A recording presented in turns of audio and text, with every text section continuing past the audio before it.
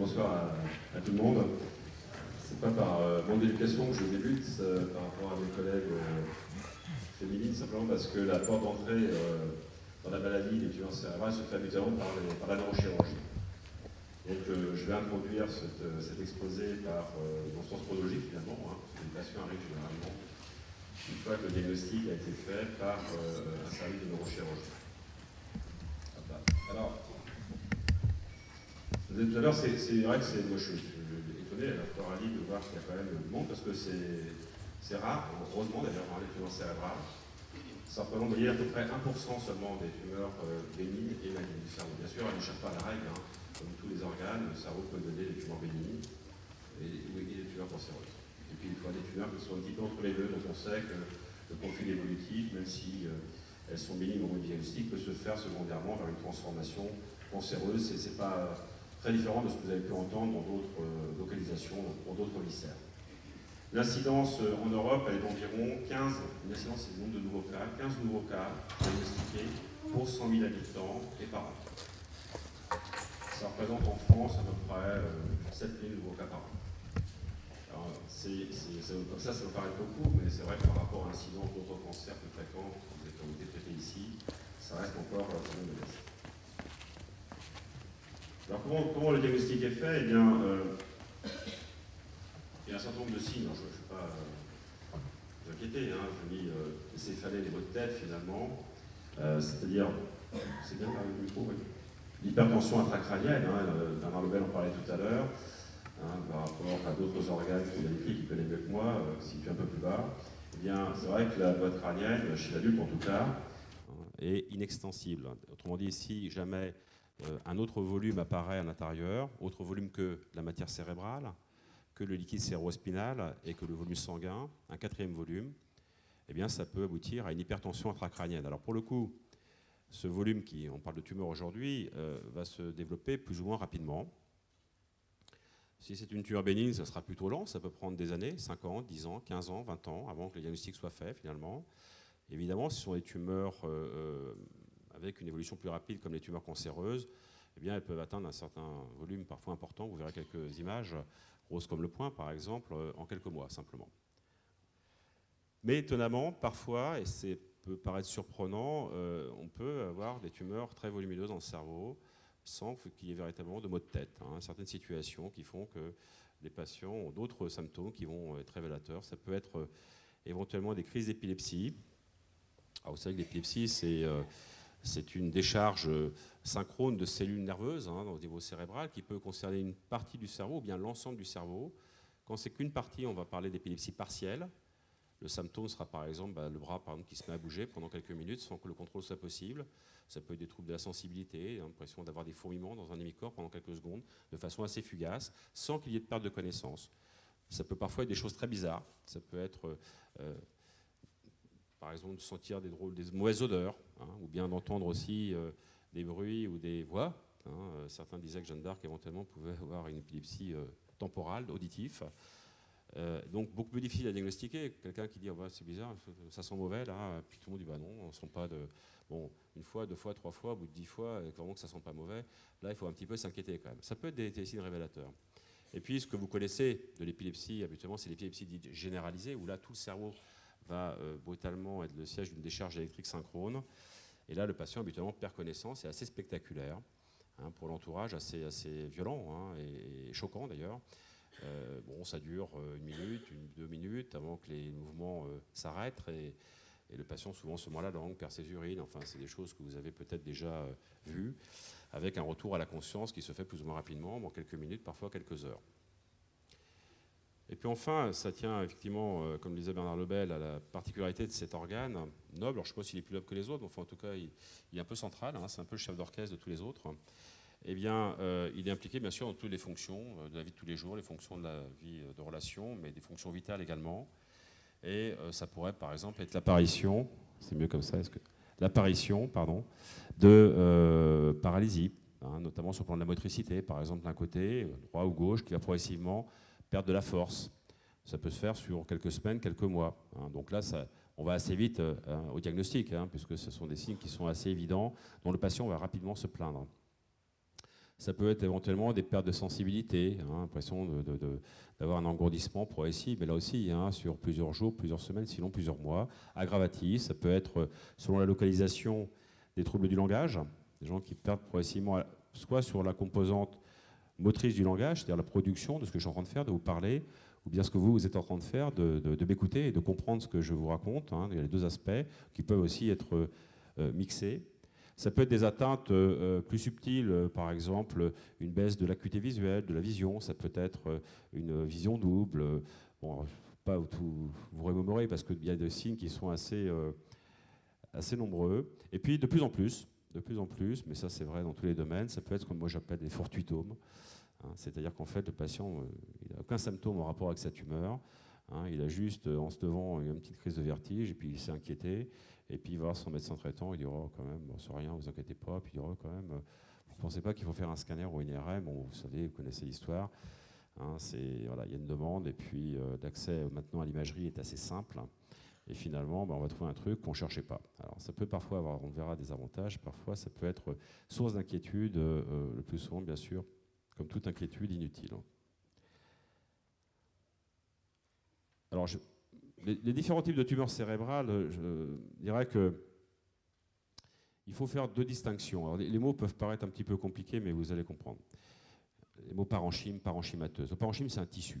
C'est le tissu. Voilà. La matière cérébrale, c'est un tissu comme les autres, comme la peau, comme le foie, comme la prostate, etc. Et donc, on parlera à ce moment-là de tumeurs situées à l'intérieur du tissu, donc on va dire intraparenchymateuse. C'est ce que vous voyez ici sur la diapositive. Vous avez le titre en dessous sur la diapositive. C'est un dessin. C'est une coupe de cerveau. Et vous voyez qu'à l'intérieur, il y a un truc qui ne devrait pas être là, qui est assez volumineux, qui est un peu infiltrant, qui est vraiment à l'intérieur du tissu cérébral.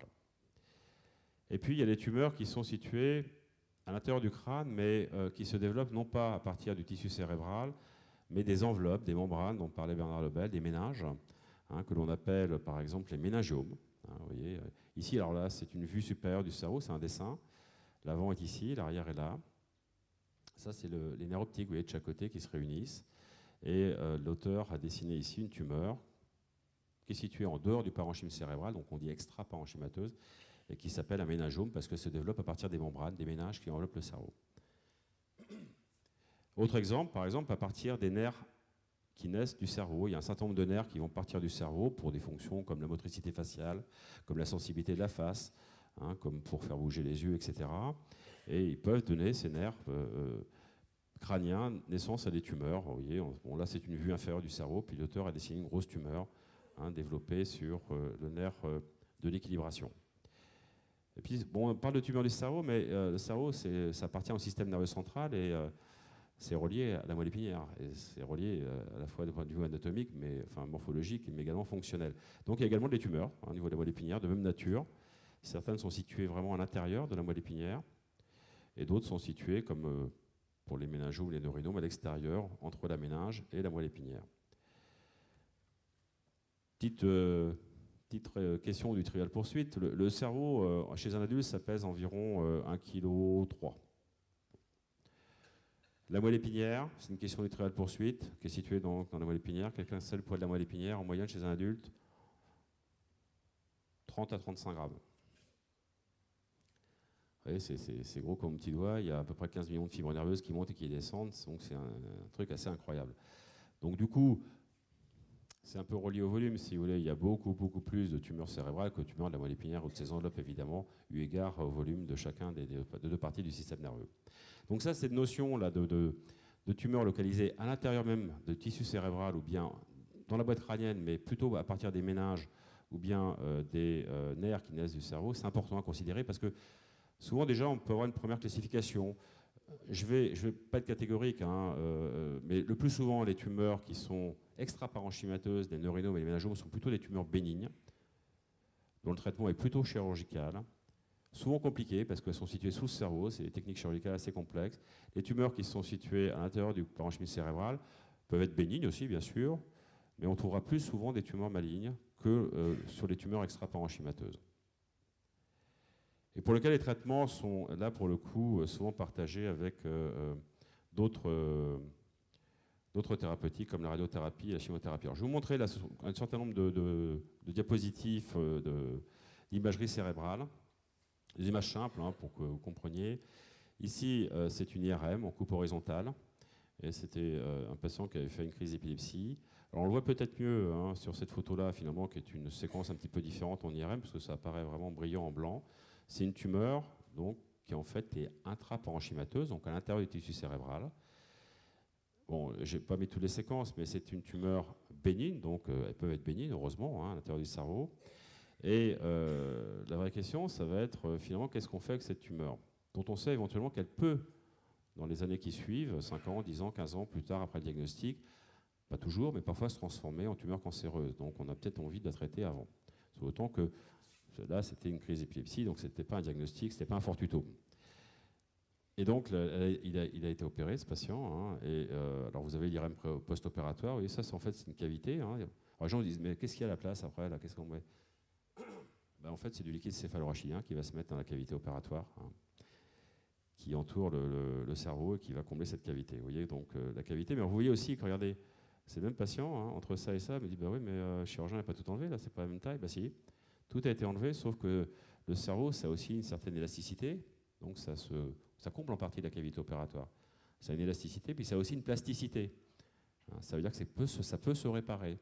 Même si les neurones ne se multiplient plus après la naissance, ça peut se réparer. Il peut y avoir des nouvelles connexions qui se créent. Heureusement d'ailleurs, on le voit dans d'autres contextes comme les accidents vasculaires cérébraux. Là, c'était une tumeur qui était en quelque sorte pas très difficile à opérer parce qu'elle était relativement superficielle, mais qui comportait des risques importants pour la motricité. Du côté opposé, parce que vous savez que le côté droit du cerveau commande le côté gauche et inversement.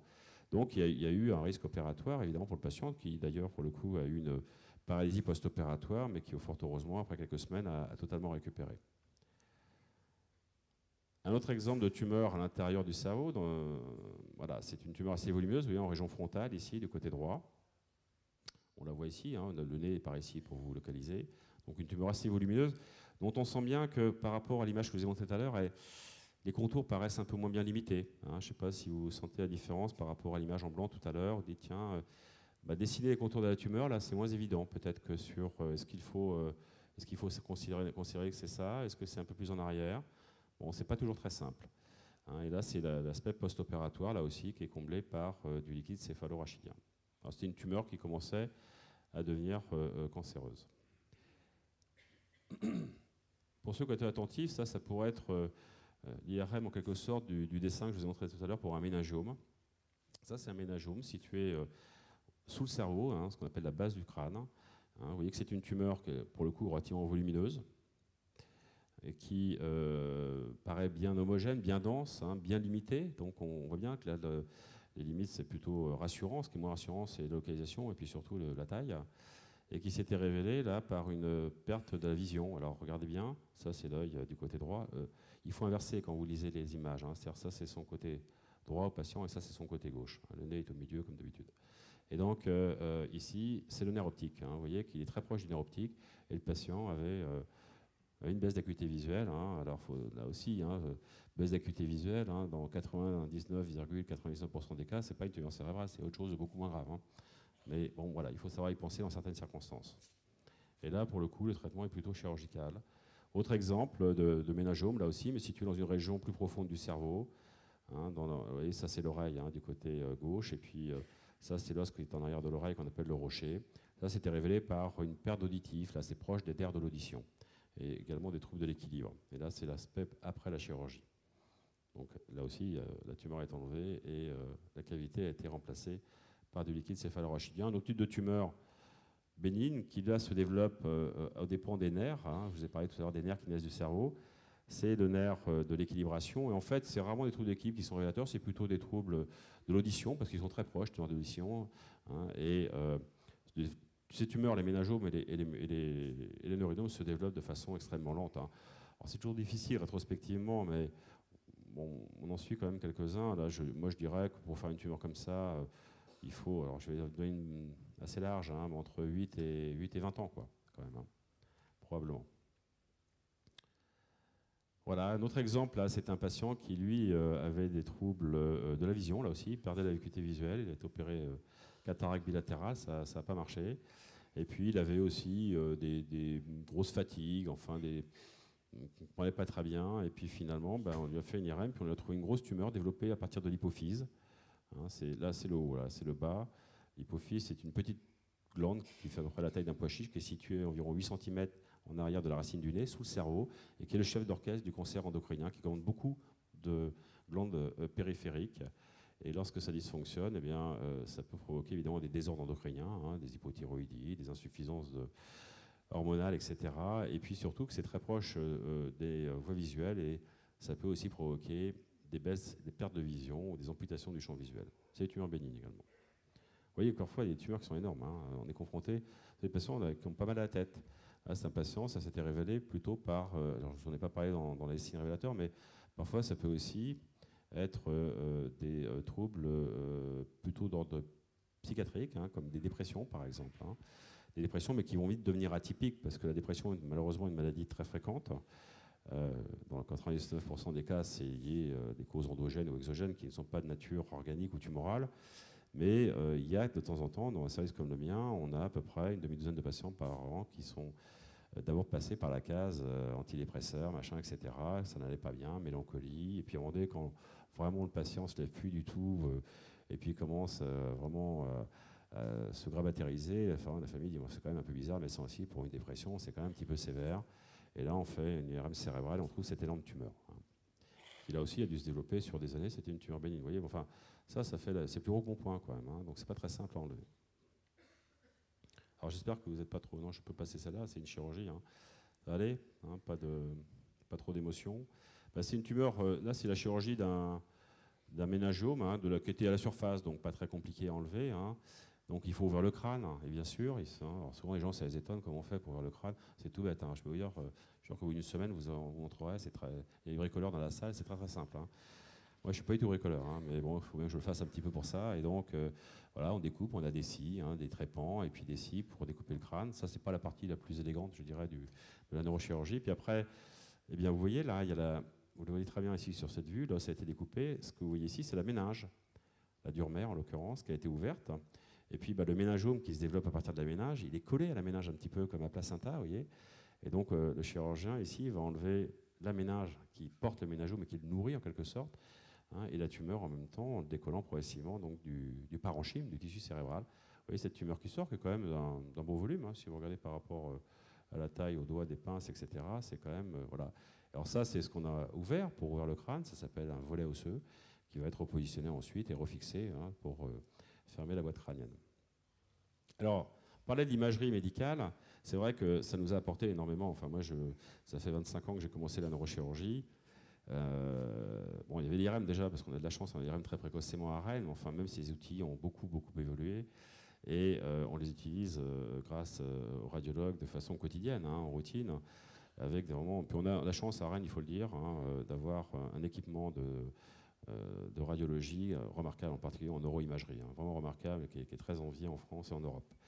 Et donc, voilà, on va étudier, avant d'intervenir, le cerveau à la fois sur le plan de l'image, mais également on essaie de le comprendre sur le plan de son fonctionnement pour un patient donné, pour une tumeur dans une localisation précise, pour justement, dans la mesure du possible, essayer de l'enlever dans sa totalité, hop là, ça part tout seul, dans sa totalité sans provoquer, en tout cas en prenant le moindre risque possible pour le patient. Donc on peut étudier l'électricité ou les champs magnétiques cérébraux, on peut étudier grâce à l'IRM aussi le fonctionnement cérebral. Hein, je n'ai pas trop de détails, il y a des méthodes d'isotopes, hein, de radioactivité qui peut permettre aussi de comprendre le fonctionnement cérébral. Et à partir de là, vous allez voir, après il y a tout un traitement derrière qui est fait par les ingénieurs, hein, qui sont remarquables en informatique, hein, qui nous aident beaucoup. Et puis on nous donne après des outils aux chirurgiens, des trucs assez simples, hein, parce qu'on n'est pas informaticien, mais pour pouvoir faire sur des plateformes de traitement, de planification chirurgicale, préparer nos interventions chirurgicales. Vous voyez, c'est sur l'ordinateur. On prend les informations dont on a besoin, puis quelques jours avant la chirurgie, on la prépare, on la répète, on l'imagine et on essaie de choisir sa trajectoire, sa route et faire la chirurgie finalement en amont du vrai geste chirurgical, en quelque sorte en simulation. Alors il y a des outils, bon, je vais en parler un petit peu, parce que même si maintenant c'est plus vraiment du domaine de la recherche, on a un outil qui est apparu il y a une vingtaine d'années et qu'on a eu très précocement à Rennes, qui s'appelle la neuronavigation. C'est très facile, vous allez comprendre, c'est un GPS, sauf que votre GPS dans votre voiture, il aura de précision à 50 cm, nous on a 1 mm. En fait, ce qui se passe, c'est que, pour faire simple, vous voyez, vous avez la tête du patient qui dort, là, vous imaginez, et puis il a eu son IRM avant l'intervention chirurgicale, bien sûr. Et ici, c'est un petit pointeur avec des diodes infrarouges qui émettent donc des lumières infrarouges qui sont sur le petit pointeur, qui vont être captées par une caméra infrarouge. On la voit ici, si vous regardez bien, la caméra infrarouge est ici, là. On peut mettre ces petits pointeurs infrarouges sur le microscope également. Et donc, on va donner des centaines et des centaines de points à la caméra qui va retransmettre ça sur l'imagerie, sur l'IRM réalisé chez le patient avant l'opération chirurgicale. Et donc, on va en quelque sorte recaler, superposer, matcher, il y a plusieurs termes, l'IRM du patient sur sa tête, en vrai. Donc, une image virtuelle en quelque sorte sur la tête du patient qui, elle, est bien réelle pour le coup. Et après, on se balade dessus. Et on aura la possibilité, si vous voulez, de équiper des outils chirurgicaux de petites diodes infrarouges qui seront matérialisés sur l'écran informatique. Et à chaque fois qu'on pointera à un endroit, on verra, voilà, le pointeur, on l'a mis à tel endroit, on va le voir sur l'image du cerveau du patient. Et on peut se déplacer ainsi pendant la chirurgie pour se repérer à chaque fois si jamais on était un petit peu perdu. Donc ça s'appelle un système de neuronavigation qui peut permettre de faire de la chirurgie pour enlever des tumeurs ou bien faire simplement des biopsies cérébrales. Donc les microscopes peuvent être équipés aussi. Vous voyez, on peut aussi avoir dans les oculaires du microscope injecter des contours de tumeurs, par exemple, pour aller vers une cible, un petit peu comme un pilote de chasse là, qui va envoyer un missile en mettant, c'est ce qu'on appelle de la réalité augmentée. Donc on essaie d'améliorer par des images virtuelles la réalité. La réalité, c'est le cerveau du patient. Je vais vous donner un exemple d'une jeune femme qui souffrait d'épilepsie temporale avec des troubles du langage après intervention chirurgicale et chez qui on avait trouvé cette tumeur, vous voyez, cette tumeur qui est située dans la région temporale du cerveau. Bon, là, qui paraît bien limitée, qui on dit, bah oui, très bien. On est dans les régions du langage, là. Il faut enlever ça parce que ça peut devenir un cancer, ça n'est pas au moment du diagnostic. Le problème, c'est qu'il y a un risque important sur le plan de lui faire perdre la parole, finalement, en post-opératoire. Et on va essayer de déterminer pour cette patiente les zones impliquées pour le langage, avec des moyens d'imagerie cérébrale, morphologique et fonctionnelle. Alors je vais peut-être mettre cette image-là qui est peut-être plus facile, ici. Donc vous voyez, vous comprenez en transparence là, le cerveau à l'intérieur, c'est des images tirées de l'IRM. La tumeur, elle a été segmentée, c'est-à-dire qu'elle a été, le volume est représenté en rouge. Toutes les traces vertes, là, c'est la surface des sillons du cerveau. Et puis, quelques sillons du cerveau ont été mis, c'est joli, en couleur, là, pour être en quelque sorte des amers, pour ceux qui font de la navigation, que l'on peut repérer pendant la chirurgie. Et les petites cubes de verre que vous voyez ici, eh bien, ce sont les régions qui, chez cette patiente, se sont activées en imagerie fonctionnelle qu'on lui a fait passer avant l'intervention chirurgicale et qui s'allumaient le plus. Donc, l'idée, c'est de se dire qu'il ne va peut-être pas trop falloir aller par là pour la chirurgie, il va falloir faire attention.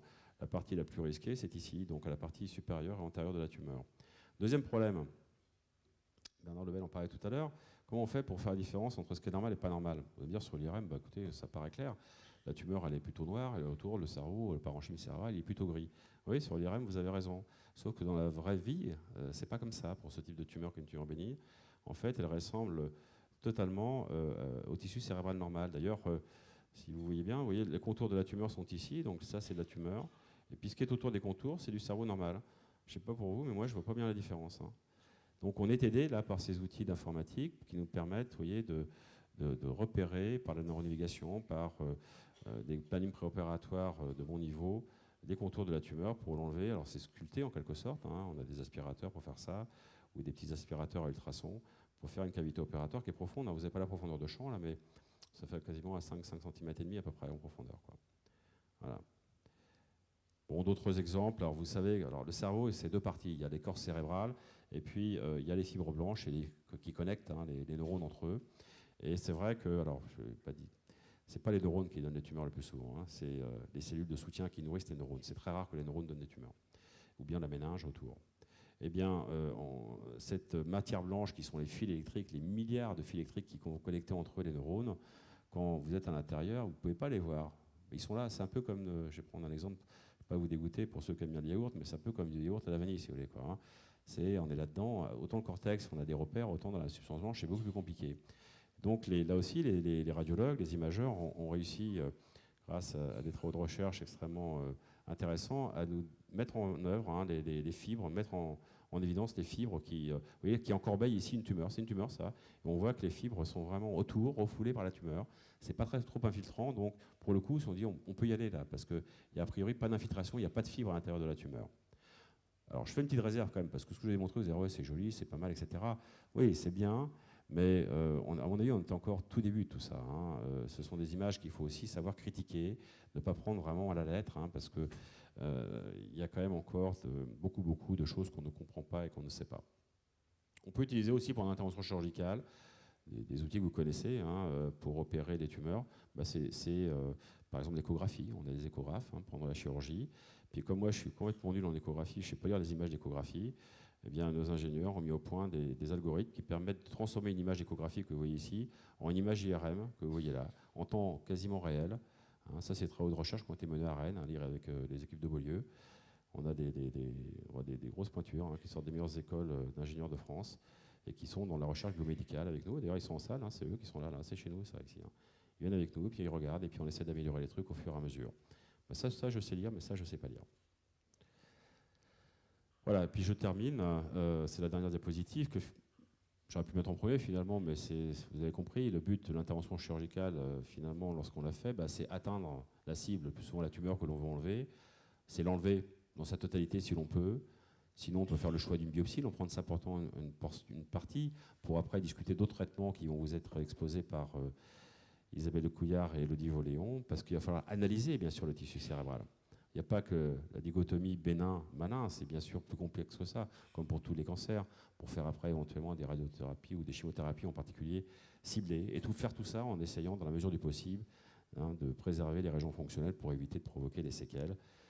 On n'y arrive pas toujours, malheureusement, mais enfin, en tous les cas, on essaie de faire pour le mieux. Voilà, je vous remercie.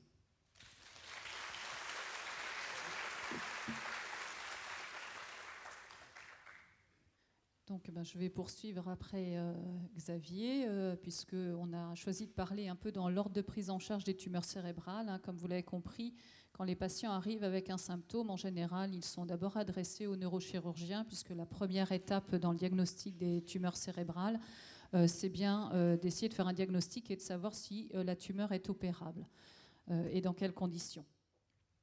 Donc là, la radiothérapie, c'est plus souvent utilisé après une chirurgie, que cette chirurgie soit une exérèse complète ou incomplète, ou que ça soit seulement une biopsie si la chirurgie est trop risquée et a trop gros risques fonctionnels.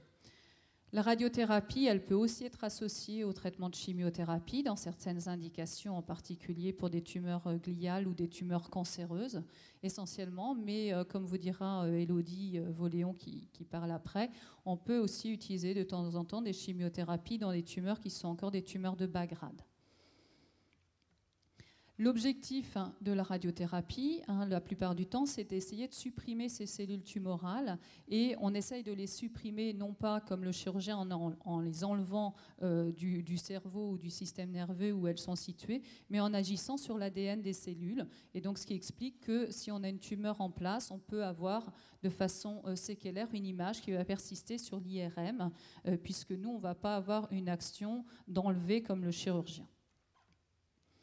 Et enfin, la particularité de la radiothérapie des tumeurs cérébrales, vous le savez, je suppose, la radiothérapie, c'est un traitement essentiellement du cancer et c'est notre activité principale. Mais dans le système nerveux central, on va être amené à utiliser la radiothérapie pour traiter des tumeurs bénignes, puisque parfois le chirurgien ne va pas aller opérer la tumeur bénigne pour préserver, comme le disait M. Morandi, la fonction. Et c'est ce qui est important quand la vie n'est pas forcément menacée par ces tumeurs bénignes. Alors, je vais vous parler pas mal de techniques, puisque la radiothérapie, c'est plusieurs techniques qui sont à proposer aux patients. Et ça, en fonction de la pathologie qu'on va traiter, il va y avoir une technique plus ou moins adaptée. Donc en gros, il faut retenir que pour la radiothérapie cérébrale, il va y avoir 3 types de radiothérapie. On va commencer par parler, alors c'est des mots un peu compliqués, vous allez voir que ça va être expliqué de façon beaucoup plus simple, mais on ne peut pas donner les titres de façon plus simple. Donc là, la radiothérapie qu'on dit conformationnelle et fractionnée. Ensuite, on va avoir toujours de la radiothérapie fractionnée, mais qui là va être stéréotaxique. Je vais vous expliquer ça. Et enfin, on va avoir ce qu'on appelle la radiothérapie stéréotaxique, hypofractionnée, ou alors qu'on appelle aussi radiochirurgie, mais qui n'est pas une technique chirurgicale. Alors, on va commencer par la radiothérapie conformationnelle fractionnée. Donc, c'est celle qu'on va utiliser le plus souvent. C'est la technique la plus répandue dans tous les centres de radiothérapie. Dans tous les centres de Bretagne, par exemple, on va avoir une radiothérapie conformationnelle fractionnée. Ce n'est pas propre à notre établissement. C'est une technique qui va être utilisée pour traiter la plupart des cancers, que ce n'est pas forcément utilisé pour le cerveau. Alors, fractionné, ça veut dire qu'il y a plusieurs fractions. Donc, on a plusieurs séances. On va faire en général une séance par jour. Et on va faire 5 séances par semaine, du lundi au vendredi. Il n'y a pas de séance le samedi et le dimanche. Donc au total, les patients vont venir en traitement 5 à 6 semaines. C'est-à-dire qu'on va leur faire de 28 à 33 séances. Donc c'est un traitement qui va durer longtemps, mais on va faire des doses qui sont assez faibles tous les jours. Alors ce traitement, il est adapté essentiellement pour les tumeurs que M. Morandi a qualifié comme tumeurs intraparenchymateuses, c'est essentiellement les tumeurs gliales. Donc ça peut être des tumeurs bénignes comme des tumeurs malignes, ce n'est pas forcément que des cancers. Mais ces tumeurs, comme M. Morandi vous faisait voir, il vous disait que ces tumeurs, elles sont infiltrantes, c'est-à-dire qu'elles n'ont pas des limites bien précises. Et du coup, comme elles sont infiltrantes, ça veut dire que le chirurgien, il voit ce qu'il fait, mais il n'est pas certain d'enlever macroscopiquement l'ensemble des cellules. Et donc l'objectif de la radiothérapie, même si la tumeur va être enlevée, c'est de traiter plus large que le chirurgien. Et donc on va prendre des marges. C'est pour ça qu'on va faire un traitement avec un volume plus important. Donc on a différents moyens de, malgré tout, même si les volumes sont plus importants, de traiter avec des techniques sophistiquées maintenant qui vont nous permettre de délivrer la dose qu'on veut à la tumeur en épargnant, vous allez voir ici, la dose aux organes à risque. Alors vous vous dites, bah c'est quand même bizarre parce que de toute façon on est dans le cerveau, donc on n'a qu'un seul organe, c'est le cerveau. Eh bien non, nous on a quand même des organes à risque comme le chirurgien, qui sont essentiellement des structures comme le tronc cérébral ou les voies visuelles. Tout à l'heure, sur les coupes que M. Morandi vous faisait voir, on voyait bien les nerfs optiques, le chiasma. Et tout ça, c'est des tissus qui sont parfois à proximité de tumeurs comme le méningiome. Et nous, en tant que radiothérapeute, on doit en tenir compte pour essayer de délivrer la dose qu'on souhaite à la tumeur, mais en ne délivrant pas une dose trop importante à ces organes à risque qui tolèrent moins bien les rayons. Alors, en radiothérapie, le patient va arriver adressé en général par le chirurgien. La première étape en radiothérapie, ça va être la consultation avec le médecin. Là, on reprend avec le patient son histoire, ses antécédents, on revoit avec lui sa pathologie et on va lui expliquer ce qu'on va lui faire, ce qu'on lui propose comme traitement. Donc, on va lui expliquer le parcours thérapeutique, le nombre de séances, comment ça va se passer et les éventuels effets secondaires qu'il va pouvoir avoir. Ensuite, le patient va revenir pour faire ce qu'on appelle un scanner de simulation virtuelle. Alors, c'est ce qu'on appelle un scanner de repérage, c'est-à-dire que nous, ce n'est pas en voyant le patient qu'on va décider comment on va faire le traitement. Vous imaginez bien qu'il va falloir qu'on refasse des images de façon à savoir où est la tumeur et comment on va la traiter. Donc pour ça, comme le patient, vous avez vu, va venir plusieurs séances, il va falloir qu'il soit toujours repositionné de la même façon. Donc pour faire les séances de radiothérapie, en général, les patients ont un masque qui est comme ça. C'est un masque qui est fait en plastique, qui va mouler la forme du visage du patient. Et on va lui remettre ce masque tous les jours pour faire la séance de rayon.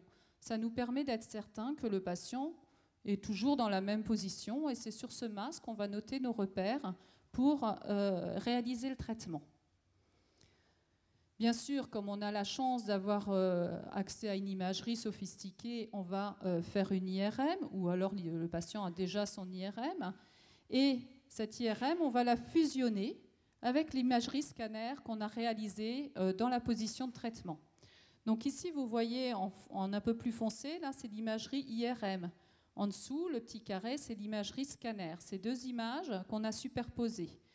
Ça nous permet, nous, d'avoir l'imagerie dans la position du traitement et on va pouvoir définir sur le scanner qui est fait dans la position de traitement, le volume qu'on veut traiter. Donc si on revient à ce que j'ai dit il y a quelques instants, c'est-à-dire qu'on est dans des tumeurs infiltrantes, ici on va avoir la cavité opératoire, on a de l'œdème, on a défini tout ça sur l'IRM. Vous voyez qu'ici on va prendre des marges de sécurité qui nous obligent en fait à traiter plus large que la tumeur initiale, puisque ça on va tenir compte de l'infiltration microscopique. Quand on a une tumeur, en général, quand elle est infiltrante, elle n'a pas de limite précise et donc on va pouvoir retrouver des cellules un petit peu à distance. Donc nous, on en tient compte et on va traiter des volumes beaucoup plus importants que ce que le chirurgien a pu ôter. On va être obligé également de prendre des marges qui sont liées au fait qu'on va repositionner les patients tous les jours. Et donc forcément, comme on a un masque et pas une position avec un cadre vissé sur la tête du patient, ben, tous les jours, on ne va pas le remettre exactement au millimètre près dans la même position. Mais en général, on va plutôt être à 3-4 mm de différence tous les jours. Donc il faut qu'on sache que tous les jours, on va bien traiter le volume. Alors, une fois que tout ça est fait, on va définir des faisceaux. Donc, c'est ce qu'on appelle la dosimétrie. Donc, les faisceaux, ils sont bien sûr dépendants de chaque patient, adaptés à la morphologie du patient et dépendants de la tumeur. Donc là, par exemple, ici, vous avez la représentation 3D. Ce patient va être traité par 4 faisceaux qui vont pouvoir venir par plusieurs endroits, mais qui ne sont pas forcément en regard direct de la tumeur qu'on va traiter. Ensuite, avec ces faisceaux, vous voyez qu'ici, on est capable de calculer exactement la dose qu'on va délivrer. Ici, vous avez le volume qu'on veut traiter et en orange, la petite ligne orange que vous avez tout autour, c'est la répartition de dose, c'est-à-dire qu'à l'intérieur de cette ligne orange, on délivre la dose qu'on a prescrite. En périphérie, vous voyez ici, on a dessiné ce que vous voyez tout à l'heure sur les coupes, les nerfs optiques, les rétines du patient, le tronc cérébral. Et tout ça, on reprend des marges également pour être sûr que même si tous les jours le patient n'est pas positionné au millimètre près de la même façon, on ne va pas dépasser les doses de tolérance sur ces organes qu'on appelle des organes à risque. Alors une fois que toute cette étape est faite, le patient va pouvoir venir faire son traitement et la radiothérapie, de manière classique, ça se délivre avec un accélérateur qui ressemble à celui-là. Chaque séance va durer en gros 15 minutes, c'est vraiment très rapide. Ce ne sont pas les médecins qui vont faire les séances de radiothérapie, c'est ce qu'on appelle des manipulateurs en électroradiologie, c'est leur métier. Les séances ne sont pas faites, ne nécessitent pas d'hospitalisation, les patients viennent en général depuis leur domicile et repartent après la séance. Et donc, quand je dis qu'il y a 15 minutes de temps de présence, ce n'est pas 15 minutes d'irradiation, loin de là. 15 minutes, c'est le temps de mettre le masque, de vérifier que le patient est bien installé, de lui faire sa séance qui, en général, le temps d'irradiation, c'est 2-3 minutes. Et de repartir, de voir si tout se passe bien. Pendant ce traitement, le patient va voir son radiothérapeute, en général, une fois par semaine, ou plus si son état le nécessite. Donc là, c'est tout ce qui est parti, radiothérapie, la plus standard et ce qui existe dans tous les services de radiothérapie. Ici à Rennes, comme on est proche des neurochirurgiens et qu'il n'y a pas de service de neurochirurgie dans toute la Bretagne, on s'intéresse particulièrement à la prise en charge des tumeurs cérébrales et donc on a mis en place d'autres techniques de radiothérapie qui ne sont pas forcément présentes dans les services de radiothérapie de Bretagne en périphérie et qu'on appelle la radiothérapie stéréotaxique. Alors il y a 2 types de radiothérapie stéréotaxique, il y a la fractionnée et la non fractionnée. Donc fractionnée, vous avez tout de suite compris, c'est la même chose que tout à l'heure, ça veut dire qu'on va faire plusieurs séances. Donc le nombre de séances en général ne change pas. Les patients vont venir tous les jours, 1 fois par jour et 5 fois par semaine pendant 5 à 6 semaines. Donc là, cette radiothérapie, elle est stéréotaxique, c'est-à-dire qu'on va avoir une immobilisation qui est plus stricte parce qu'on va traiter des tumeurs qui sont en général non infiltrantes. Donc elles ont des limites bien précises, comme vous le disait M. Morandi. Donc en général, ce sont soit des méningiomes, des adénomes hypophysaires, ce type de pathologies qui peuvent par contre nous poser des problèmes parce que ces tumeurs peuvent être proches d'organes à risque. Et c'est en général pour ça que le chirurgien nous l'adresse, parce qu'il ne peut pas l'opérer, c'est situé à côté du nerf optique, du chiasma optique, et c'est à risque. Quand les tumeurs sont près des organes à risque, nous, on va être obligé de traiter de façon fractionnée pour épargner aussi ces organes à risque qu'on ne veut pas abîmer.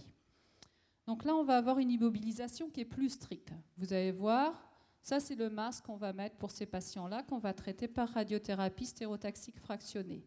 Donc c'est toujours le même principe, c'est un masque thermoformé avec une partie là qui va mouler l'arrière de la tête, mais également une partie plus rigide qui va mouler le front, la racine du nez, qui est beaucoup plus rigide. On va également avoir un blocage mâchoire pour retrouver toujours exactement la même angulation de tête. Et sur ce masque, on va pouvoir placer une boîte qu'on appelle la boîte de stéréotaxie. Et c'est à partir de cette boîte qu'on va se repositionner à l'aide d'un repère dans les 3 dimensions et pouvoir cibler la zone à traiter.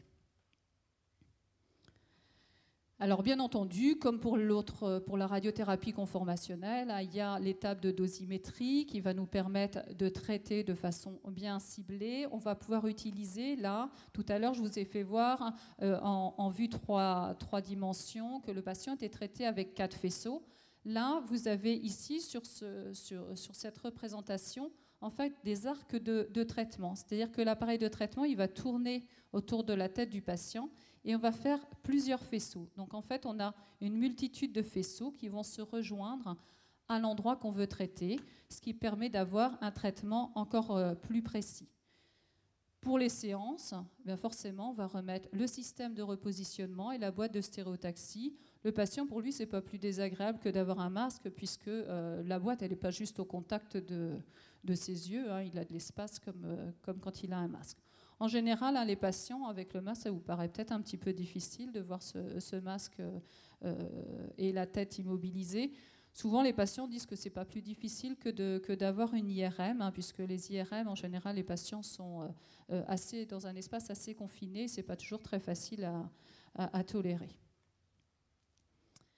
Donc voilà pour la partie fractionnée. Maintenant, on en arrive au traitement qu'on appelle la radiochirurgie. C'est un terme qui a été utilisé depuis longtemps, depuis le début de la radiochirurgie, puisque développé au départ aussi à l'origine à l'aide des chirurgiens et par des chirurgiens, avec l'objectif de traiter en une seule fois, avec une seule séance de radiothérapie qui va être réalisée de façon extrêmement précise. Donc, comme pour la radiothérapie stéréotaxique fractionnée, cette radiothérapie, elle ne va s'intéresser qu'aux tumeurs qui sont bien limitées. Tout ce qui est tumeur infiltrante, en règle générale, on ne peut pas utiliser ces techniques-là, puisqu'on est obligé de prendre des marges pour bien traiter la tumeur. Donc, les tumeurs bien limitées, ça peut être des métastases, hein, c'est-à-dire des cellules cancéreuses d'un autre cancer qui ont migré au niveau du cerveau et qu'on va soit traiter par chirurgie, soit par radiothérapie stéréotaxique. Ça peut encore être des méningiomes lorsqu'ils sont petits, des adénomes de l'hypophyse, des neurinomes du nerf de l'équilibre, comme vous disiez, M. Morandi, tout à l'heure. Mais la différence avec la radiothérapie stéréotaxique fractionnée, c'est que ces lésions doivent être loin des organes à risque, parce que là, on va traiter en 1 à 5 séances, et donc on va faire des grosses doses à chaque séance. Ça, les organes à risque, comme les voies visuelles, ne tolèrent pas bien les grosses doses par séance, donc ces techniques-là ne peuvent être délivrées que lorsque les organes à risque sont suffisamment loin. Alors c'est une très belle technique, hein, ça permet d'avoir des distributions de doses, de préparer des traitements qui sont vraiment très intéressants. Il y a 2 grands types de radiochirurgie.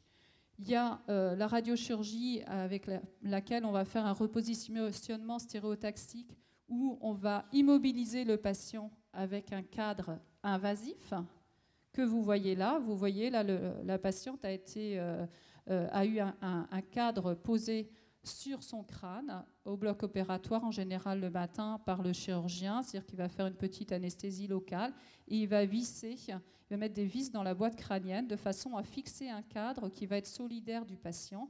Et là, le patient, on est certain de le repositionner exactement de la même façon. Donc c'est quand même invasif. Et une fois que ce patient a ce cadre, on va pouvoir faire l'imagerie et l'emmener directement, après le calcul de dose, à l'appareil de traitement qu'on appelle le Gamma Knife. Le Gamma Knife, c'est un appareil de traitement, c'est dans les premiers appareils de traitement qui ont permis de faire de la radiochirurgie. Ces appareils qu'il y a à Lille, à Marseille et en région parisienne, et qui ne peuvent délivrer qu'une seule séance, que vous comprenez bien qu'une fois que le patient ou la patiente a ce cadre sur la tête, il ne va pas rester pendant 3 jours avec un cadre vissé sur la tête. En général, il est là pour la journée. Ça, c'est l'appareil de radiothérapie, le Gamma Knife, donc il y en a trois en France. C'est un appareil qui utilise des sources de cobalt, donc des sources naturellement radioactives, qui vont pouvoir délivrer une séance importante avec un traitement très ciblé. Donc là, vous avez vu que c'est un peu invasif. Il y a une autre façon de faire de la radiochirurgie et de repositionner les patients, c'est d'utiliser d'autres appareils, des appareils plus récents et qui vont nous permettre de repositionner les patients grâce aux repères osseux. On a la chance dans le cerveau d'avoir une boîte crânienne avec des repères osseux et le cerveau ne bouge pas à l'intérieur de la boîte osseuse, de la boîte crânienne. C'est bien que lorsqu'on va prendre nos repères sur le crâne du patient, on va être en mesure de cibler exactement par rapport aux repères osseux l'endroit qu'on veut viser. Donc c'est ce qu'on fait avec le CyberKnife, qui est donc un appareil dont on a fait l'acquisition il y a 1 an maintenant. Et en fait, on va faire des recalages d'imagerie osseuse pendant le traitement qu'on va recaler avec l'imagerie qu'on a au départ. On va pouvoir être en mesure ainsi de calculer les déplacements du patient dans toutes les directions, que ce soit en rotation ou en translation. Si le patient bouge, l'appareil de traitement va suivre la tête du patient. Donc c'est un gros avantage parce qu'on va pouvoir traiter le patient de façon aussi précise, mais avec un masque tout simple que vous voyez ici, qui est un masque thermoformé, que le patient va conserver pendant sa séance, mais il n'y a pas du tout là de vis qui sont placées dans le crâne du patient. Ça, c'est l'appareil de traitement. Donc l'appareil, c'est un appareil de radiothérapie que vous voyez ici. C'est finalement tout petit. Et cet appareil est monté sur un robot qui est tiré de l'industrie automobile. C'est des robots qui sont utilisés en industrie automobile. Et ce robot va pouvoir bouger l'appareil de radiothérapie dans toutes les directions. Donc ce premier appareil a été, le premier prototype date d'il y a 20 ans maintenant. Il a été imaginé par un neurochirurgien et développé par une société américaine. Donc nous, on l'a à Rennes depuis l'année dernière et ça fait 1 an qu'on traite les patients avec cette technique-là. Donc comme je vous disais, ça c'est un robot, là c'est l'appareil de radiothérapie. En fait, l'appareil, il va se promener comme ça tout autour de la tête du patient sur une espèce de sphère virtuelle où vous voyez des points verts ici qu'on appelle les nœuds, c'est-à-dire que la tête de l'appareil de traitement va pouvoir se mettre par exemple sur ce nœud vert et une fois qu'il est mis sur ce nœud, il va pouvoir prendre une multitude de directions, si bien que pour un seul patient, on pourrait, parce que c'est pas utile, on pourrait utiliser pratiquement 1000 faisceaux. En pratique, c'est pas nécessaire, on utilise en général une centaine de faisceaux par rapport aux 4 faisceaux qu'on avait tout à l'heure, qui vont se rejoindre et pouvoir, vous les voyez matérialisés ici par les petits traits bleus, donc les faisceaux vont se rejoindre et vont permettre de traiter une lésion de petit volume en général, qui peut être située suffisamment à distance des organes à risque, mais pas forcément très loin. Quand on dit suffisamment à distance, c'est quelques millimètres, c'est pas 5 cm. Donc ici, vous avez par exemple la représentation d'un traitement, c'est-à-dire que là, on avait la lésion à traiter, on a la dose qu'on va délivrer, et ici, vous voyez, tout ici, on n'a plus du tout de dose. Là, c'est la représentation des faisceaux qui vont traverser le crâne de la patiente. Bien entendu, tout ça, c'est virtuel. Il ne se passe rien pour la patiente de particulier. Donc en général, on fait 1 à 5 séances en fonction des pathologies. Par contre, l'inconvénient de cette technique, c'est que c'est un peu long. C'est-à-dire que la séance peut durer jusqu'à 1 heure parce qu'il y a plein de faisceaux, donc ça demande du temps, mais aussi parce que pendant tout ce temps-là, on vérifie le positionnement du patient. Et donc on fait des radios toutes les 15 à 30 secondes pour s'adapter avec une précision inférieure au millimètre à la position du patient. Donc voilà, j'ai fait le tour de l'ensemble des techniques. C'est l'essentiel. Je vais vous dire un petit mot des effets secondaires, sachant qu'ils sont variables en fonction des localisations. Bien entendu, comme dans tout traitement, il y a des effets secondaires. Ça serait merveilleux d'avoir des traitements qui sont dépourvus d'effets secondaires. Notre objectif, c'est toujours d'avoir un équilibre. C'est-à-dire que notre objectif, c'est bien de délivrer une dose minimale dans les organes à risque pour avoir un minimum de toxicité, en essayant de donner une dose maximum dans la tumeur pour essayer de la contrôler au mieux. Donc ça, c'est toujours le rôle du radiothérapeute, essayer de peser le pour et le contre, savoir comment on fait, est-ce qu'on est en mesure de délivrer la dose suffisante, quel risque on peut faire prendre au patient. Et l'objectif, c'est toujours d'avoir un bénéfice du traitement qui soit supérieur au risque, bien entendu, comme dans toutes les pathologies. Donc les effets secondaires, il y a 2 types d'effets secondaires. Il y a les effets secondaires immédiats que le patient va pouvoir avoir immédiatement pendant la radiothérapie. Ils dépendent en général de la zone qu'on va traiter. Vous allez me dire, on traite toujours le cerveau. Mais vous avez bien compris que dans le cerveau, il y a plusieurs régions et qu'en fonction de la région, les symptômes vont être différents. En général, quand même, la radiothérapie cérébrale est un traitement fatigant. Les patients sont fatigués. C'est probablement une des radiothérapies les plus épuisantes par rapport aux rayons qu'on peut faire sur d'autres organes du corps. On peut également, avec la radiothérapie, créer un œdème cérébral, qui est souvent temporaire. Mais du fait de cet œdème cérébral, on peut aggraver les symptômes que le patient avait avant de se faire irradier. Donc parfois, pendant les premières semaines du traitement, le patient s'aggrave, peut croire que c'est sa maladie qui est en train d'évoluer, mais c'est assez fréquent en fait. C'est seulement lié à de l'œdème, lié à la radiothérapie qu'on va traiter par des corticoïdes. On peut avoir une chute localisée des cheveux, puisqu'on va traverser le cuir chevelu pour pouvoir traiter et aborder le cerveau. Donc en fonction de la dose délivrée au niveau du cuir chevelu, le patient peut perdre ses cheveux. On peut éventuellement avoir une otite, si la lésion est proche de l'oreille. Et je vous dis, les effets peuvent être variables en fonction de la localisation.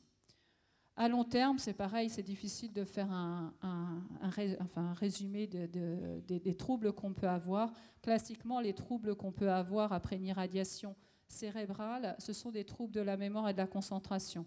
Bien entendu, si on fait une irradiation très localisée sur un neurinome qui est assez loin des structures parenchymateuses cérébrales, il n'y a pas de raison d'avoir de troubles de la mémoire. On peut éventuellement avoir une insuffisance de fonctionnement de l'hypophyse quand on a une tumeur qui est près de l'hypophyse et qu'on irradie l'hypophyse. Ça peut arriver. Et enfin, parfois, les patients peuvent conserver une perte de cheveux localisée en général. Et c'était ma dernière diapositive.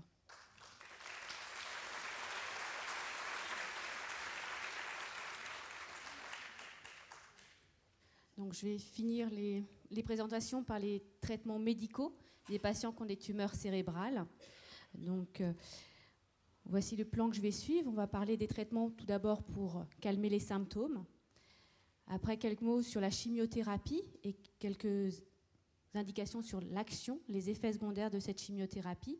Je vais préciser dans quel type de traitement et de maladie on propose tel type de chimiothérapie. Et je vais m'appesantir sur 3 protocoles de chimiothérapie. Ensuite, nous allons parler des thérapies ciblées. Et enfin, conclure sur la recherche, donc les essais thérapeutiques et la recherche plus translationnelle, plus fondamentale. Donc, dans les traitements médicamenteux des symptômes, donc, comme on vous a dit, les tumeurs cérébrales peuvent amener des crises convulsives. Donc, on met en place, quand le patient a déjà fait une première crise convulsive, un traitement antiépileptique. Donc, c'est pour éviter toute crise convulsive. Ça ne les annule pas à 100%, mais ça évite les grosses crises et ça diminue le risque de crise. Il ne faut donc jamais arrêter le traitement antiépileptique. C'est un traitement qu'on prend en continu et souvent à vie.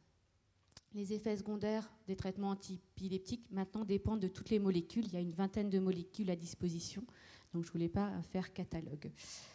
Enfin, Isabelle Lecouillard a parlé de l'œdème cérébral. Donc l'œdème cérébral peut être favorisé par la tumeur elle-même, mais également par nos traitements, donc les rayons. Et on met en place à ce moment-là un traitement corticoïde. Il ne faut pas l'arrêter sans l'avis du médecin, et souvent il faut le baisser progressivement pour ne pas avoir un effet rebond au niveau de l'œdème cérébral. Donc, je vous parlais des traitements médicamenteux. Donc, après, pour les symptômes, il y a tout ce qui est la prise en charge des kinésithérapeutes, des ergothérapeutes, des orthophonistes. Donc, je ne m'appesantirai pas. Les effets secondaires au long cours des corticoïdes, vous les connaissez tous, mais je précise bien au long cours parce que parfois, on est amené à faire des cours courtes de corticoïdes et il n'y a pas d'effets secondaires comme ceci, c'est-à-dire l'œdème du visage et du cou, le diabète ou le déséquilibre du taux de sucre dans le sang. Parfois, ça amène aussi une baisse d'immunité. Donc, en cas de fièvre, il faut aller voir le médecin traitant parce que ça peut être une infection qui est mal délimitée. Ça peut s'aggraver assez vite. Ça peut provoquer ou majorer une ostéoporose qui était mal connue jusqu'à présent.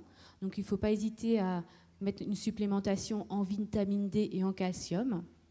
Même chez les jeunes hommes qui vont être traités par chimiothérapie, corticoïdes au long cours, on se dit qu'ils ont moins de risque d'ostéoporose, mais ils peuvent faire un tassement ostéoporotique s'ils ont des corticoïdes au long cours. Donc il ne faut pas hésiter à leur donner de la vitamine D et du calcium, notamment en Bretagne, parce que le soleil n'est pas toujours présent, donc la vitamine D est parfois nécessaire, notamment en hiver.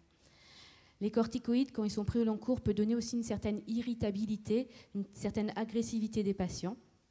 Donc il faut tenir compte, parfois baisser les doses ou adapter, mettre un traitement pour diminuer l'angoisse ou l'agitation en plus. Ça peut donner des troubles du sommeil, surtout si la prise des corticoïdes est le soir ou en fin d'après-midi. Et enfin, il faut souvent associer un régime pauvre en sel et en sucre. Je n'ai pas dit sans sel, sans sucre. Pauvre, c'est-à-dire qu'il ne faut pas ressaler, il ne faut pas resucrer les plats, mais c'est surtout quand les corticoïdes sont pris au long cours, pas à court terme. Donc là, on va parler du sujet le plus intéressant en oncologie médicale pour nous, c'est la chimiothérapie, ou celui qui est le plus développé pour les patients qui ont des tumeurs cérébrales. Donc la chimiothérapie, par définition, elle agit sur les cellules qui se divisent. Et c'est les cellules qui se divisent vite, donc qui veulent grossir et proliférer. Donc les protocoles de chimiothérapie, maintenant, dépendent énormément de la tumeur à l'origine. Est-ce que ça vient des méninges? Est-ce que ça vient à l'intérieur du cerveau? Est-ce que c'est une métastase d'un autre cancer, un cancer du sein, un cancer du côlon, qui a créé une métastase, donc des cellules cancéreuses qui sont allées dans le cerveau? Et donc, tous ces traitements de chimiothérapie seront vraiment dépendants de la tumeur initiale, qu'elle soit bénigne ou maligne. Donc, pour les patients qui ont des tumeurs cérébrales primitives, il y a plusieurs types de chimiothérapie. Certains se prennent par comprimé ou par gélule, donc on dit voie orale, c'est notamment le thymodal ou la bélustine. Parfois, ça nécessite des perfusions, ce n'est pas les mêmes chimiothérapies, ça peut être le Campto, la vincristine ou le carboplatine. Les effets secondaires de la chimiothérapie en général. Toute chimiothérapie, comme elle agit sur les cellules qui se divisent vite, agit sur les cellules du sang, dont notamment les globules blancs. Donc il y a un risque d'une baisse de l'immunité avec un risque infectieux plus important. Donc en cas de fièvre, il faut consulter son médecin traitant pour débuter d'emblée 2 antibiotiques. Ça peut baisser aussi les globules, mais aussi les plaquettes qui sont présentes dans le sang. Et donc là, le risque, c'est un saignement.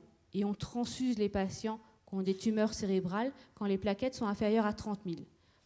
En dehors des patients qui ont des tumeurs cérébrales, souvent les transfusions, c'est quand ils ont moins de 20 000 ou moins de 10 000 plaquettes.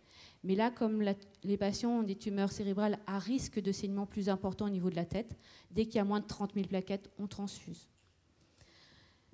Toutes chimiothérapies peuvent donner un certain degré de nausée ou de vomissement. Donc maintenant, on met des médicaments spécifiques, plus ou moins forts, pour éviter ces symptômes. Ça peut donner parfois de la constipation, donc on donne souvent, on dit d'adapter l'alimentation. Parfois, on met des traitements pour aller à la selle, des laxatifs. Et dans les tumeurs cérébrales, les chimiothérapies qu'on utilise pour les patients, il y a rarement de chute de cheveux ou d'alopécie. Donc, comme je vous disais, la chimiothérapie, ça dépend vraiment du diagnostic sous microscope. Quelles cellules sont malades, quelles cellules sont tumorales, que ce soit bénin ou malin. Il faut savoir quelle est la cellule initialement. Donc, je vous disais, ça peut être des métastases cérébrales d'un autre cancer. À ce moment-là, il faut traiter avec la chimiothérapie efficace dans le cancer du côlon, dans le cancer du sein, dans le cancer du poumon. Mais on ne fait pas un traitement spécifique cérébral à ce moment-là. On fait par rapport au cancer initial. On a dit, la chimiothérapie, on le donne aussi aux tumeurs bénignes. Notamment l'astrocytome pilocytique, c'est la tumeur bénigne par définition. Donc, je vais vous présenter le protocole Packer. Les astrocytomes de bas grade, qui sont, comme on l'indique, bas grade, une tumeur bénigne, mais elles peuvent au long cours se cancériser. Donc pareil, on fait de la chimiothérapie, qui est le T-modal, que je présenterai aussi tout à l'heure. L'astrocytome de haut grade, donc c'est ces tumeurs qui sont plutôt malignes.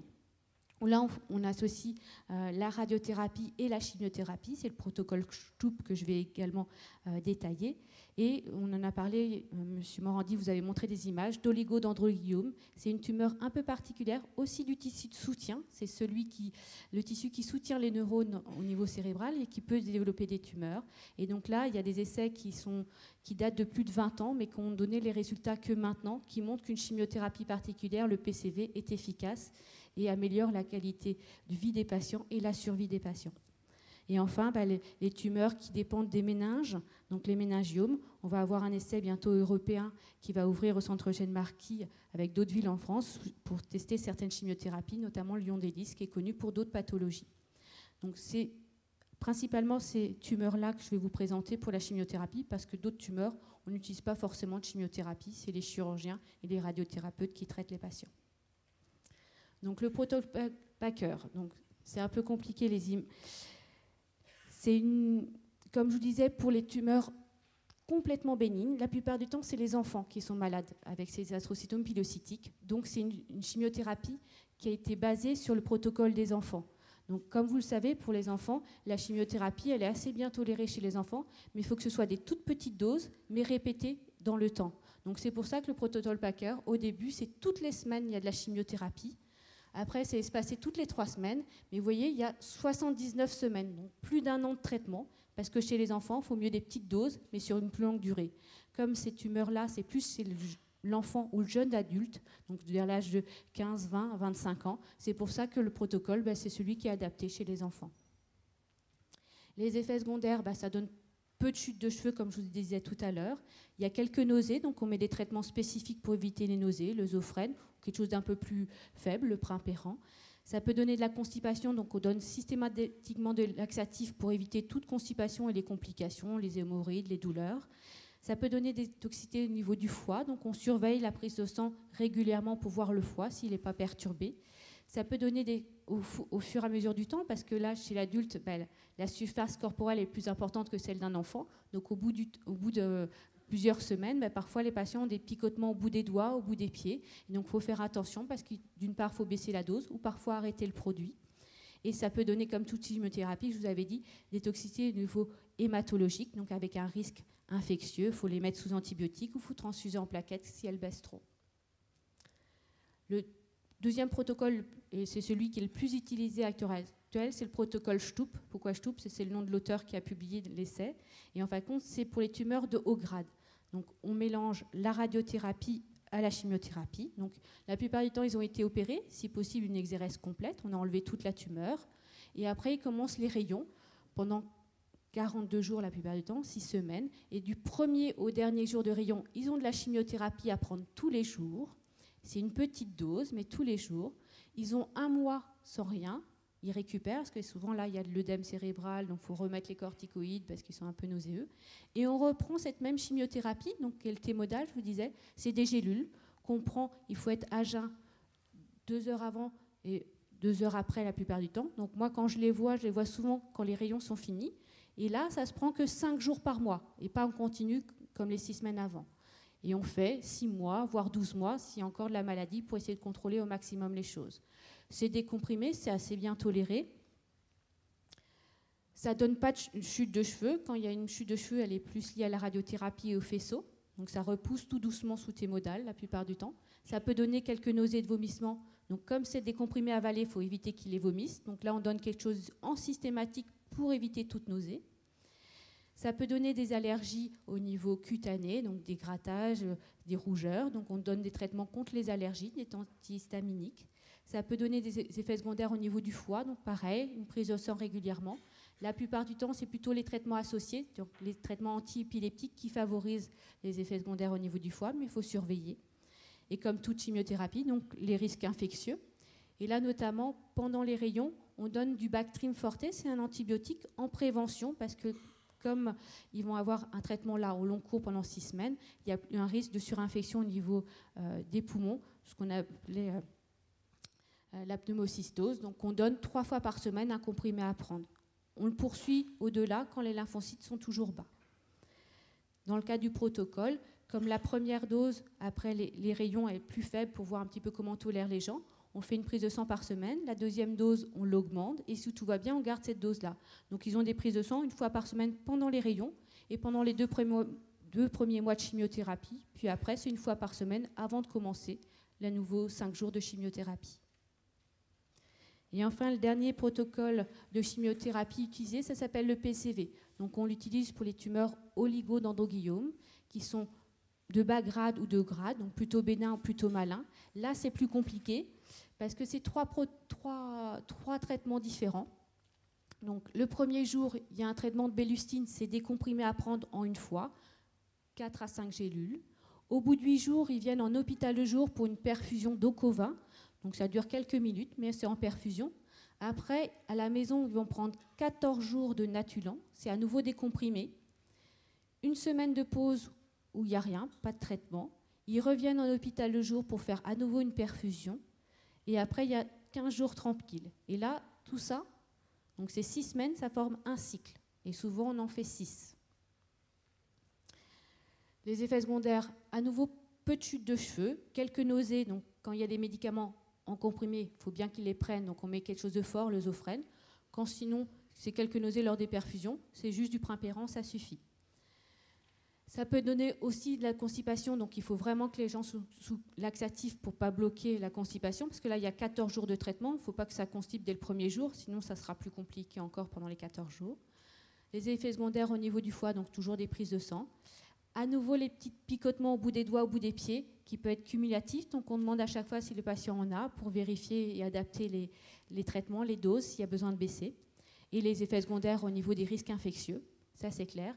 Je vous disais, c'est un traitement qu'on utilisait de moins en moins parce que le T-modal, une gélule 5 jours par mois, c'était beaucoup plus simple que reprendre le protocole avec des gélules, des perfusions. Mais en fin de compte, des études qui ont été commencées il y a 20 ans, il y a 2 ans, ont mis en évidence que les patients avaient une survie augmentée de plusieurs années quand ils avaient fait ce type de chimiothérapie-là pour certains types de tumeurs. Donc c'est pour ça qu'on réutilise à nouveau ce protocole un peu compliqué. Mais il faut savoir que comme il est compliqué et avec pas mal d'effets secondaires, parce qu'il y a 3 molécules différentes, on est parfois obligé d'arrêter avant les 6 cycles. Mais même dans l'étude de l'essai où les patients étaient en très bon état général, seulement 1/3 des patients avaient eu les 6 cycles complets. Donc même l'efficacité qu'on a en termes d'années, elle est présente même si on ne fait pas les 6 cycles. Donc on a fait le traitement qui est le plus usuel, la chimiothérapie. On va parler maintenant des thérapies ciblées, et notamment en neuro-oncologie. Donc la thérapie ciblée en neuro-oncologie, c'est le bevacizumab ou l'Avastin. Là, ce qu'on appelle une thérapie ciblée, ça ne cible pas les cellules qui se divisent, mais ça cible les cellules plus spécifiquement. Donc soit les cellules tumorales, soit les vaisseaux, comme le bevacizumab, ça cible les vaisseaux qui se forment par la tumeur. Parce que la tumeur, pour s'alimenter, elle forme de nouveaux vaisseaux pour grandir. En fin de compte, le bevacizumab cible ces vaisseaux-là pour les normaliser et pour que le traitement soit à nouveau efficace et permettre de diminuer la taille de la tumeur ou qu'elle soit moins active. Donc, c'est des perfusions en hôpital de jour, tous les 14 jours. Comme effet secondaire important, ça joue sur les vaisseaux. Donc, les risques, c'est que ça fasse des saignements. C'est la plupart du temps un saignement de nez quand on se mouche trop fort, un saignement de dents au niveau des gencives quand ils se frottent trop vite les dents, mais ça peut être un saignement beaucoup plus important au niveau du tube digestif ou au niveau de la tête. Ça peut faire l'inverse, des thromboses ou des caillots au niveau des jambes, une phlébite ou au niveau du poumon, une embolie pulmonaire. C'est assez rare. Ça peut donner de l'hypertension artérielle et parfois on est obligé d'instituer un traitement. Et on recherche toujours des protéines dans les urines, donc on donne un petit peu d'urine à contrôler pour voir un petit peu si le rein fonctionne bien. Cette thérapie ciblée a pour l'instant pas encore l'autorisation de mise sur le marché en Europe. Ça l'a aux États-Unis, au Japon, en Australie. On l'utilise tous. Au centre Eugène Marquis, on l'utilise. Ça coûte, vous vouliez avoir le prix des milliers d'euros l'injection. Donc c'est assez cher. Mais c'est ce qui marche le mieux au niveau des traitements. Donc je vais finir par ce qui est le plus important. C'est-à-dire qu'on a encore des progrès énormément à faire pour la prise en charge des patients qui ont des tumeurs cérébrales. Donc, c'est les essais thérapeutiques. On propose toujours des essais thérapeutiques quand c'est possible pour étudier la tolérance des nouveaux traitements, mais également l'efficacité de nouveaux traitements. Mais il faut toujours l'accord du patient. On ne commencera jamais un essai thérapeutique si on n'a pas l'accord signé du patient. Et enfin, donc, après cette recherche clinique, la recherche plus fondamentale, on a la chance au CHU d'avoir une plateforme moléculaire qui est très intéressante, qui peut nous chercher des mutations particulières au niveau des tumeurs pour rechercher les cellules qui ont muté et auxquelles on pourrait proposer une thérapie plus ciblée pour être plus efficace, plus spécifiquement. Il y a des protocoles qui sont ouverts à Rennes, comme le protocole ACCES, où on recherche une amplification de gènes, le c-MET, ou une mutation du BRAF. Et enfin, il y a des unités de recherche vraiment fondamentales au CHU, c'est les GDR, ou au niveau du centre Eugène Marquis, c'est OSS, qui recherchent les approches moléculaires des tumeurs pour essayer de trouver de nouvelles cibles et de nouveaux traitements à proposer aux patients, mais également l'approche immunitaire. Comme on a vu, la tumeur, elle n'est pas seulement constituée de cellules cancéreuses, tumorales, mais elle a un tissu de soutien, un micro-environnement sur lequel on peut agir, les vaisseaux, les cellules immunes. Voilà. Merci de votre attention.